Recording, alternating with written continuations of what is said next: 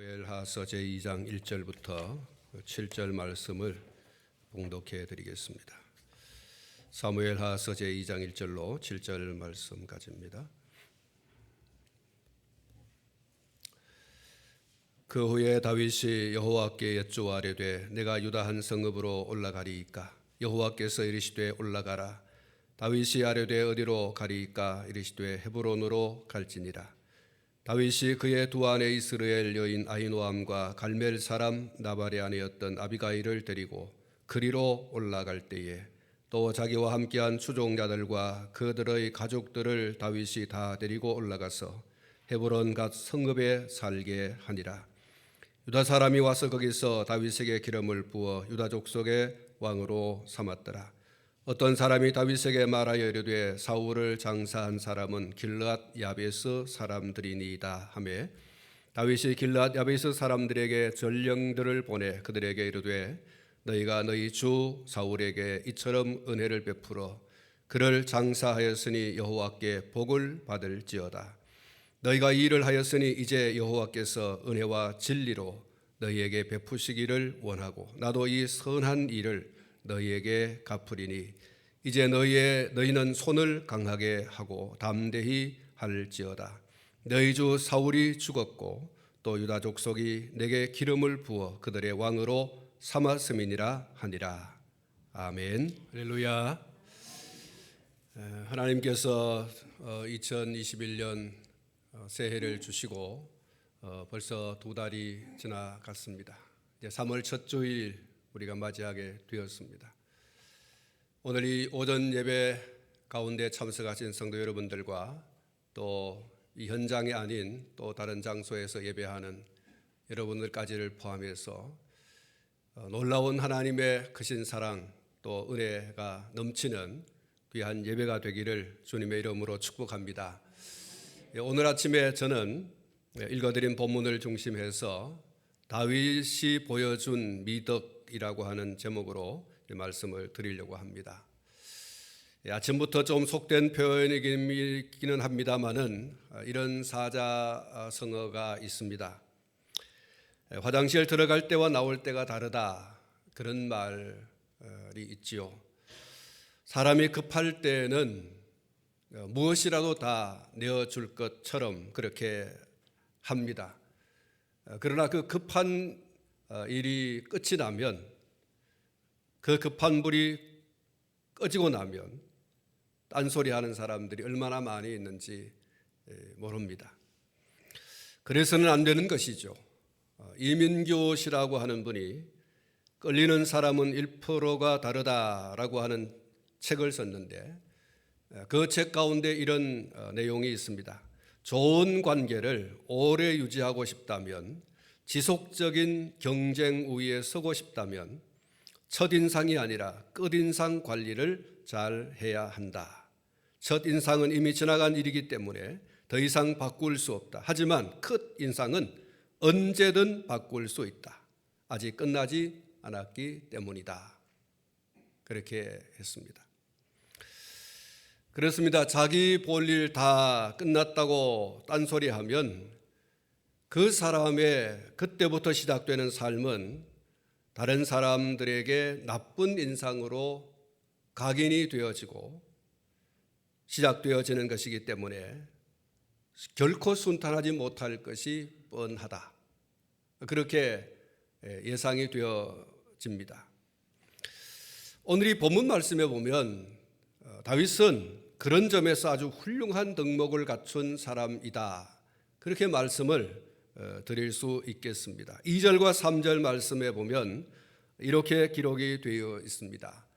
다윗이 그의 두 아내 이스라엘 여인 아히노암과 갈멜 사람 나발의 아내였던 아비가일을 데리고 그리로 올라갈 때에 또 자기와 함께한 한 추종자들과 그들의 가족들을 다윗이 다 데리고 올라가서 헤브론 각 성읍에 살게 하니라, 이렇게 기록이 되어 있습니다. 사랑하는 성도 여러분, 사울은 자유인입니다. 이제 그를 아무도 막을 사람이 없습니다. 그를 뒤쫓던 사람 사울이 죽음으로 그는 이제 해방이 되어졌습니다. 하나님께 물어보니 헤브론으로 올라가라고 하는 하나님의 직접 콕 집어준 곳 있었습니다. 하나님의 지시죠. 헤브론으로 올라가라 이렇게 말씀도 다윗은 들었습니다. 그냥 콧노래 부르면서 자신과 자신의 가족들만 데리고 올라갈 수도 있습니다. 그런데 다윗이 자기 가족들과 그리고 그와 함께한 사람들을 모두 데리고 헤브론으로 갔다고 했습니다. 그리고 그들이 살아갈 터전을 다 마련해 주었다 이렇게 말씀을 하고 있습니다. 이것이 바로 그의 지도자로서의 충분한 면모를 보여주는 것이다 라고 할 수가 있습니다. 다윗과 함께한 사람들, 그들이 누구입니까? 한마디로 말하면 그야말로 동고동락한 사람들이다. 고생도 즐거움도 함께한 사람들이었다. 그렇게 말할 수 있는 것이죠. 다윗이 사울 왕에게 쫓겨서 외롭고 쓸쓸한 고독한 망명 생활을 하고 있을 때 자기에게 찾아와서 함께 해준 사람들이 바로 지금 그와 함께 있는 사람들입니다. 고마운 사람들이 아닐 수 없습니다. 그 사람들 때문에 망명 생활의 외로움도 쓸쓸함도 고독함도 이겨낼 수 있었던 것입니다. 물론 하나님께서 그와 함께 하셔서 이겨낼 수 있었다라고 말할 수 있지만, 그러나 자기의 먹고 입고 마시고 함께 울고 함께 웃고 하는 이런 소위 피부를 맞대며 얼굴을 맛보며 그렇게 하는 사람들이 없다고 하면 그럼에도 불구하고 많은 외로움과 쓸쓸함을 겪을 수가 있을 겁니다. 이렇게 얼굴과 얼굴을 맞대고 피부와 피부를 맞대고 함께 대화를 하고 이렇게 할 수 있는 이 사람들이 있었기 때문에 다윗은 그 외롭고 그 쓸쓸한 그 고독한 망명 생활을 넉넉히 이길 수 있었다고 볼 수 있습니다. 이제 그 외로움과 쓸쓸함의 망명 생활도 사울의 죽음으로 인해서 끝이 났습니다. 자유와 해방을 얻었습니다. 새 삶이 주어졌습니다. 앞에 말씀을 드린 것처럼 자신과 자신의 가족만을 챙겨서 헤브론으로 올라가면 이제 끝입니다. 그런데 다윗은 그와 함께 했던 그 사람들을 그냥 내버려 두지 않고 자신의 가족처럼 그들의 가속을 다 이끌고 헤브론으로 올라가서 그들이 살아갈 거처를 마련해 주고 평안히 살 수 있게 해 주었다라고 했습니다. 다윗이 얼마나 세심한 배려와 더불어서 자기 사람을 끝까지 책임지는 사람인가 하는 것을 보여주는 것이죠. 나와 동고동락한 이 사람들을 내가 끝까지 책임져 줘야 되겠다. 헤브론으로 올라갈 것만이 아니라 그들이 거기에서 충분히 살아갈 수 있는 그런 여건을 만들어 주는 거기까지 자기 사람을 사랑하시되 끝까지 사랑하셨다고 하는 말씀처럼 이 다윗은 자기와 함께 그 고독한 생활, 그 외로운 생활, 쓸쓸한 생활 함께 주었던 그 사람들을 내치지 아니하고 우리 함께 끝까지 가자. 어떤 일이 또 벌어질지 모르지만 나와 함께 끝까지 가자. 내가 너희들 책임져 줄게. 그러고 그들과 함께한 모습을 보여주고 있는 것이죠. 여러분, 이것이 유다 지파의 왕에서 이스라엘 모든 지파의 왕으로 등극할 소양이 충분하다라고 하는 것을 보여주는 다윗의 한 면모라고 할 수가 있겠습니다. 다윗의 이런 모습과는 달리 사울 왕은 어땠습니까? 자신이 이끄는 이스라엘 군대와 골리앗이 이끄는 블레셋 군대와의 대치 상황에서 싸움을 도두는 블레셋의 장수 골리앗 앞에 이스라엘 군대의 사기는 완전히 바닥을 치고 있었습니다. 사울이 한 번씩, 이 골리앗이 한 번씩 나와서 소리를 지르면 사울의 군대는 기가 죽어서 사기가 꺾여서 감히 한 발자국도 나가 한번 겨뤄보자, 한번 싸워보자 이를 말한 사람이 아무도 나타나지 않던 바로 그런 때였습니다.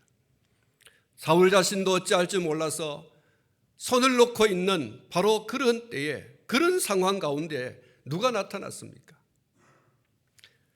이새의 아들 소년 다윗이 나타났었고, 물맷돌 5개와 막대기 하나로 골리앗을 상대하여 마침내 골리앗을 쓰러뜨렸습니다. 블레셋 군대를 무찌르고 패전의 위기에서 이스라엘을 구원하는 대승의 결과를 가져왔습니다. 그야말로 이스라엘에게 있어서는 구원자와 같은 사람이 바로 다윗이었던 것이죠. 그러면 이렇게 패전의 위기에서 자신의 군대를 구원해준, 자신의 체면을 살려준 이 다윗에 대해서 사울 왕이 어떻게 예우를 해 주어야 합니까? 물론 이후에 다윗을 천부장으로 삼고 그리고 자신의 사위로 맞이하기까지 했습니다. 그러나 첫 딸 메랍을 주려고 하다가 약속을 어기고 무올라 사람 아드리엘에게 주어버리고 둘째 딸 미갈을 주었습니다. 그리고 기회만 있으면 다윗을 죽이려고만 했습니다. 다윗이 자기 맡은 일을 지혜롭게 잘 처리하자 그는 점점 다윗을 두려워했다고 했습니다. 사람들에게 명성이 자자하게 되어지고 그렇게 되자 속이 뒤틀린 것이죠. 자기 자리를 빼앗기지 않을까 늘 노심초사하면서 다윗만 없다면 나의 이 두려움도 사라질 것이다. 나의 이 노심초사하는 이런 마음도 좀 평안을 얻을 것이다. 그래서 다윗을 여러 차례 직접 죽이려고 했던 그런 장면들을 우리가 이미 살펴보았습니다. 사랑하는 성도 여러분, 이런 모습이 어떻게 어려울 때 도움을 입은 사람의 모습이라고 할 수가 있겠습니까? 사울의 그런 모습은 결코 아닌 것이죠. 자기 자신이 궁지에 몰리고 자기 군대가 궁지에 몰리고 멸절의 위기에 처하여 있는 그때에 분연히 나타나서 자신의 체면을 살려주고 자신의 군대를 이기게 해주고 이스라엘에게 큰 승리의 기쁨을 안겨주었던 사람이 바로 다윗이었지 않습니까? 이런 사람을 극진하게 대우해 주어도 그저 시원찮을 체인데 이렇게 약속도 어겨버리고 그리고 또 끝까지 죽이려고 하는 이런 모습을 사울이 취했던 것이죠. 자기와 함께 그 어려움의 때를 했던 이 다윗을 사울은 그렇게 대하였던 것입니다. 사랑하는 성도 여러분, 여러분이 어려움에 처하여서 누군가의 도움이 절실할 때 마음을 다해서 여러분을 도와서 그 어려움에서 벗어나게 해준 사람이 있다고 하면 어려움에서 벗어났다고 그 도움의 손길을 잊어서는 안 될 것입니다. 기회가 된다고 하면 기쁜 마음과 즐거운 마음으로 반드시 보답할 수 있기를 바랍니다.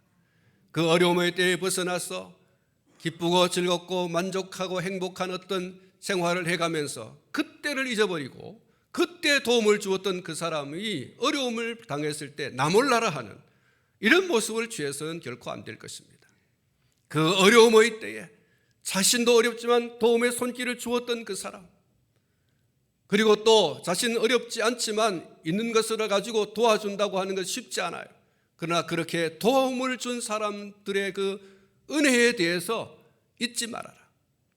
내가 그 어려움 때를 벗어나서 기쁨과 즐거움의 세월을 살아가면다고 해서 그때를 잊어버리면 안 된다는 거예요. 그 어려움의 때에 내게 도움을 준 그 사람 결코 잊지 말아야 할 것입니다. 다윗이란 사람은 자신이 어려움의 때를 만났을 때 그를 찾아와서 함께 해준 사람들, 망명생활의 외로움과 쓸쓸함과 고독함을 함께 해준 사람들, 그 동고동락한 사람들을 결코 잊지 않더라. 자기의 해방의 때, 자기의 자유의 때 그 사람들을 책임지는 자의 모습을 보여준 이 다윗의 모습을 하나의 미덕이라고 말씀을 드릴 수가 있겠습니다. 그리고 다윗에게 발견되는 또 다른 미덕이 있다고 하면 길르앗 야베스 사람들을 대하는 태도라고 할 수가 있습니다. 우리가 앞에서 이미 살펴보았습니다마는 블레셋과의 전투에서 스스로 목숨을 끊은 사울 왕과 그리고 전사한 그의 아들 요나단과 또 다른 아들들의 죽음을 블레셋 사람들이 목을 베고 그 시체를 벳산 성벽에 못을 박아서 매달아 놓았습니다. 그 소식을 들은 길르앗 야베스 장사들이 목숨을 걸고 밤새도록 달려가서 그 시체를 거두고 야베스로 돌아와서 그들의 시체를 화장하고 그리고 장사를 성대하게 치루었습니다. 그리고 성경 말씀 가운데 보니까 7일 동안 금식하며 애도했다 그렇게 말했습니다. 사울의 죽음, 그의 아들들의 죽음은 이 길르앗 야베스 사람들에게 있어서 너무너무나 슬픈 그런 슬픔의 사건이라고 하는 것을 이 금식하면서 애도했다라고 하는 이 말씀 가운데서 찾아볼 수가 있습니다. 길르앗 야베스 사람들이 그렇게까지 한 이유가 있었다고 했습니다. 그것은 그들이 지난날 암몬 자손에 의해서 족속이 몰살을 당할 그런 위기를 당했을 때 사울이 군사적 행동을 해 주어서 그 몰살의 위기에서 벗어날 수 있었습니다. 그때의 그 은혜를 이 길르앗 야베스 사람들이 고이 간직하고 있다가 정말 언제 어느 때에 우리가 이번 이 은혜를 갚을 수 있을까? 아마도 그 사람들은 그랬던 것 같습니다. 그래서 마침내 이 사울 왕이 죽고 그의 아들들이 죽고 그들의 시체가 이 벳산 성벽에 걸려 있다라고 하는 처절히 새들이 와서 쪼고 그리고 그 시체가 썩고 부패하여지는 그러한 것들을 도저히 볼 수 없다는 거예요. 그래서 밤새도록 달려가 가지고 그 시체를 거두어서 장사를 지내고 금식하는 이런 모습을 보여준 것이죠. 아무도 용기를 내어서 사울과 그의 아들들의 시체를 거두자라고 하는 사람이 없었어요. 아무도 없었어요. 그들의 지파 베냐민 지파 사람들 그 어느 누구도 달려가서 우리 지파의 사람 우리의 왕 사울과 그의 아들들의 시체를 거두자, 그리고 장사하자, 그리고 애도하자, 이런 사람이 없었어요. 그런데 이 길르앗 야베스 사람들이 밤새도록 달려가서 그 시체를 거두어 왔다고 하는 것은 엄청난 모험이 아닐 수가 없습니다. 그것은 사실 그들 부족의 이 명운을 거는 아주 위험한 모험이다, 그렇게 말씀을 할 수가 있습니다. 왜 그렇습니까? 어떤 보복을 당할지 모르기 때문에 그렇습니다. 사악이 충천한 블레셋 사람들이 그 사실을 알게 되어지면 작은 부족이 길르앗 야베스 사람들이 무슨 일을 당할지 아무도 몰라요. 그래서 위험천만한 모험이 아닐 수가 없다, 그렇게 말씀을 드릴 수 있는 것입니다. 그러나 그들이 그 위험천만한 모험을 감행할 수밖에 없었던 것은 지난날 우리가 입었던 은혜가 얼마나 크냐.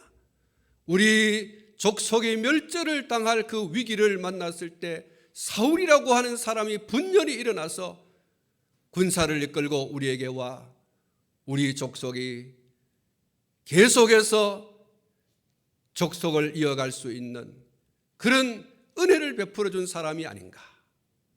이 사람들이 그 은혜를 잊지 않은 것이죠. 그래서 부족의 명운이 걸려 있지만 우리가 이 사람들의 죽음을 거두자. 그래서 그들은 위험을 무릅쓰고 그 일을 감행했던 것입니다. 다윗은 비록 유다 족속만의 왕이지만 이 길르앗 야베스 사람들이 한 이 소식을 듣고 그들의 한 일이 선한 일이라고 규정을 했어요. 오늘 이 성경 말씀 가운데 보면 너희가 선한 일을 했다, 그렇게 규정을 하고 그들에게 축복을 했어요. 그리고 그들의 보호자가 되어 주겠다고 위로하고 격려했습니다. 다윗의 애가에 담긴 다윗의 마음이 얼마나 애절한가라고 하는 것을 짐작을 한다면 오늘 이 본문에서 보여주고 있는 다윗의 길르앗 사람들을 대하는 태도, 그들을 축복하고 그들의 미래를 약속하고 위로하고 격려하는, 이것을 우리가 충분히 이해할 수가 있습니다. 우리가 다윗의 애가, 다윗의 비가를 살펴보았지 않습니까? 사울의 죽음과 그의 아들 요나단의 죽음을 조상하면서 불렀던 애가, 그리고 그의 족속, 유다 족속민들에게 이것을 불러 사울을 계속해서 기리고 요나단의 죽음을 또한 기리려고 하는 이 다윗의 애절한 마음. 두 용사가 쓰러졌도다, 두 용사가 죽었도다. 그렇게 그 사울과 그의 아들들의 죽음에 대해서 극도로 슬픔을 표현했던 그 다윗의 마음, 그것을 우리가 짐작을 해본다고 하면 이 길르앗 야베스 사람들에게 대한 다윗의 이 태도는 얼마든지 우리가 그럴 수 있겠다,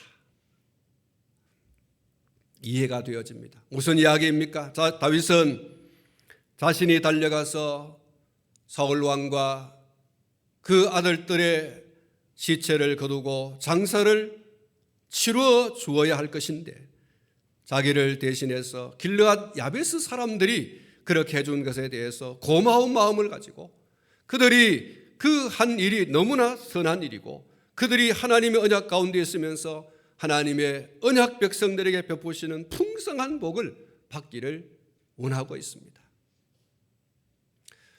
사랑하는 성도 여러분, 다윗은 말씀을 드린 것처럼 그런 마음이 있었을 거예요. 내가 달려가서 그 사람들의 시체를 거두어야 마땅하지 않은가. 물론 사울은 자기에게 있어서 늘 대적의 역할을 했지만 요나단은 그렇지 않지 않습니까? 정말 남녀간의 사랑보다도 더한 사랑을 놔두었던 사람이 바로 요나단과 다윗과 요나단의 관계였습니다. 그렇다고 한다면 밤을 새워서라도 달려가서 그 사람의 시체를 가져오는 것, 하나님의 언약 백성의 왕으로서 사울의 시체를 가져오는 것, 그는 당연하다고 여겼을 거예요. 그것이 그의 애가 속에, 그 비가 속에 여러분 충분히 녹여 있지 않습니까? 충분히 녹아 있어요. 그런 일을 이 길르앗 야베스 사람들이 해준 거예요. 얼마나 고마운 일입니까? 얼마나 감사한 일입니까? 자신이 해야 할 일을 이 사람들이 해준 것에 대해서, 물론 이 사람들이 앞에 말씀을 드린 것처럼 그럴 만한 충분한 이유가 있습니다. 그러나 그럼에도 불구하고 다윗의 입장에서 내가 해야 할 일이 아닌가. 사랑하는 성도 여러분, 다윗은 그래서 그 사람들에게 고마운 마음을 가지고 그 사람들에게, 하나님의 언약 백성들에게 내리는 축복이 넘치기를 축복하고 있어요. 그리고 그 은혜를 내가 반드시 보답하겠다. 내가 보답하겠다. 그리고 사울을 대신해서 그들을 보호하겠다. 그렇게 위로하고 격려합니다. 사실 야베스 사람들은 사울의 죽음이 자신들의 울타리가 없어진 것이나 다름이 없습니다. 사울이 있음으로써 이 길르앗 야베스 사람들은 늘 안심했습니다. 이 길르앗 야베스 사람들과 이 사울이 속한 베냐민 지파 사람들과는 오랜 그런 관계가 밀접한 관계가 있다고 하는 말씀을 드린 바가 있습니다. 그런 관계 속에서 사울이 이 길르앗 야베스 사람들을 도왔고, 길르앗 야베스 사람들은 사울의 시체를 거두는 그런 일이 일어난 것이죠. 아무튼 이 길르앗 야베스 사람들에게 있어서 사울이라고 하는 사람은 그들을 보호해 주는 울타리, 그들의 안정을 도모해 주기에 충분한 사람으로 자리매김을 하고 있었던 것이죠. 그런데 이제 그러한 울타리가 걷어져 버리고 없어요, 사울의 죽음을 통해서. 그런데 그러한 이 불안과 또 염려 가운데 있을 이 길르앗 야베스 사람들에게 다윗이 말합니다. 이제 내가 사울을 대신하여 여러분들의 울타리가 되어주겠다.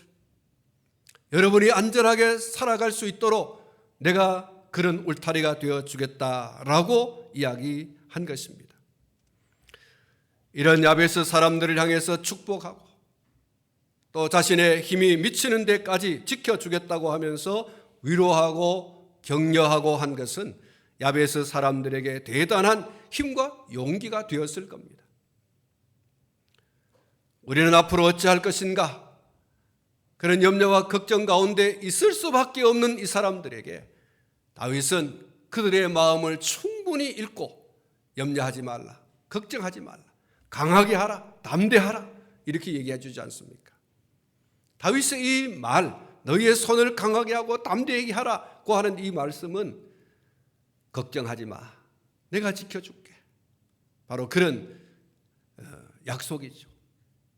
그게 이 야베스 사람들에게는 큰 위로와 격려와 새 힘이 되었으리라고 충분히 이해할 수가 있습니다. 여러분, 오늘 본문 5절 말씀 가운데 이렇게 기록이 되어 있습니다. 다윗이 길르앗 야베스 사람들에게 전령을 보내 그들에게 이르되 너희가 너희 주 사울에게 이처럼 은혜를 베풀어 그를 장사하였으니 여호와께 복을 받을지어다. 6절 너희가 이 일을 하였으니 이제 여호와께서 은혜와 진리로 너희에게 베푸시기를 원하고 나도 이 선한 일을 너희에게 갚으리니. 7절 이제 너희는 손을 강하게 하고 담대히 할지어다. 너희 주 사울이 죽었고 또 유다 족속이 내게 기름을 부어 그들의 왕으로 삼았음이니라 하니라. 할렐루야. 여러분, 다윗은 왕의 권위로 이 길르앗 야베스 사람들에게 축복하고 그리고 지켜줄 것이다. 너희들의 보호자가 되어줄 것이다. 염려하지 마라, 걱정하지 마라 라고 그렇게 약속을 해주는 것입니다. 사랑하는 성도 여러분, 선한 일을 선한 일로 보는 눈, 그리고 분별력, 판단력 매우 중요한 것입니다. 물론 악한 일을 악한 일로 보는 눈과 분별력과 판단력 마찬가지입니다. 그리고 그에 따른 공정한 상벌을 주는 것은 지도자가 갖추어야 할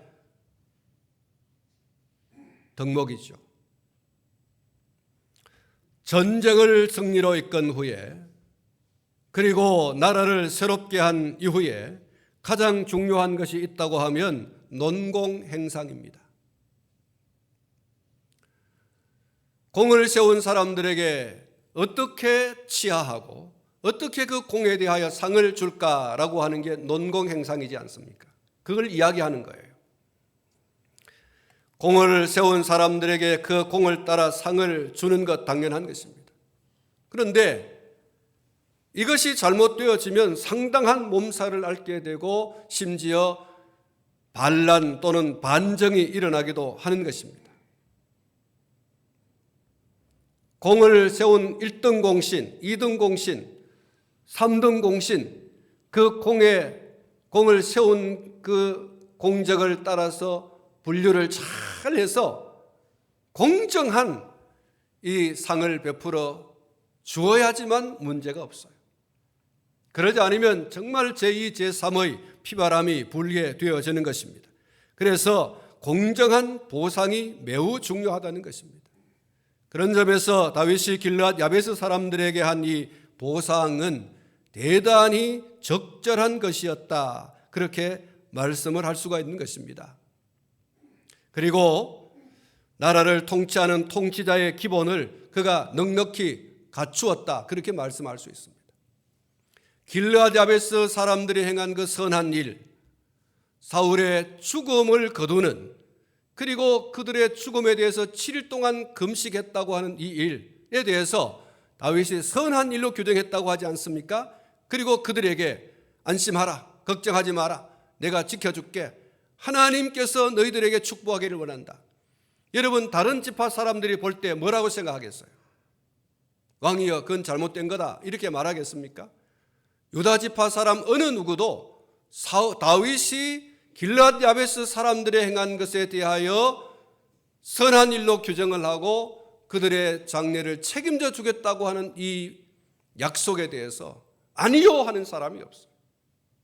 다시 말하면 다윗은 공정한 이 보상을 길르앗 야베스 사람들에게 했다라고 하는 것을 반증하는 것이죠. 통치자의 공정에 대한 이 통치 행위, 공정에 기초한 통치 행위, 그것은 대단히 중요한 것입니다. 그것이 든든하고 튼실한 통치의 기반이 되는 것이기 때문입니다. 백성들이 통치자를 향해서 공정하지 못하다, 그렇게 할 때에 결국 그 자리를 보존하기가 어렵게 되는 것이죠. 다윗과 함께하는 사람들이 길르앗 야베스 사람들을 대하는 다윗의 모습을 보면서 무슨 생각을 했겠습니까? 한마디로 말하자면 공정입니다. 우리의 왕은 공정한 분이다. 우리의 주군은 선을 선으로 분별하고 그에 따른 충분한 보상을 해주는 공정한 사람이구나, 이런 생각을 했을 것이 분명합니다. 그리고 나도 나라를 위해서 혹은 선한 일을 하게 되어지면 그에 따른 공정한 보상이 있을 거구나. 유다 백성들 가운데 그 마음 속에는 우리의 왕 다윗은 정말 공정한 사람이야, 선한 일을 선한 일로 보고 그 선한 일에 대해서 충분히 보상해 주는 그런 왕이야. 우리도 선한 일을 하고 우리도 나라와 민족을 위해서 정말 헌신하고 충성하면 우리의 왕 다윗은 우리에게 공정한 보상을 해줄 것이 틀림없어. 이러면서 그들의 마음 가운데 충성해야 되겠다, 헌신해야 되겠다, 이런 마음이 불같이 일어났을 것이라고 여겨집니다. 이런 통치자, 이런 지도자와 함께하는 것이 얼마나 행복한 일인가. 아마도 유다 백성들은 그렇게 생각을 했을 겁니다. 그래서 길르앗 야베스 사람들의 선한 일에 대한 다윗의 축복, 보호에 대한 약속, 그리고 위로와 격려의 그 한 사건은 유다의 미래와 그리고 자신의 미래가 걸린 아주 중요한 사건이라고 할 수가 있습니다. 우리는 우리의 영적 지도자들, 그리고 사회의 지도층, 그리고 나라를 억어해 나가는 위정자들 모두가 이 상선벌악에 대한 공정한 의식, 그리고 그 공정을 적용해 게으르지 않는 그런 자들이 되어질 수 있도록 기도해야 할 것입니다. 그래서 누구나 선을 행해야 되겠다, 누구나 나라와 민족을 위해서 몸바쳐야 되겠다, 이런 마음이 일어나도록 해줘야 되는 것이죠. 선한 일을 선한 일로 보지 못하는, 그래서 그 선한 일에 대해서 충분한 보상을 해주지 못하는 불공정이 나라와 민족 가운데 있다고 하면 어느 누가 충성하겠고 어느 누가 헌신하겠습니까? 공정하게 볼 수 있고 공정하게 분별할 수 있고 공정하게 보상할 수 있다고 하면 누구라도 충성하고 헌신할 것입니다.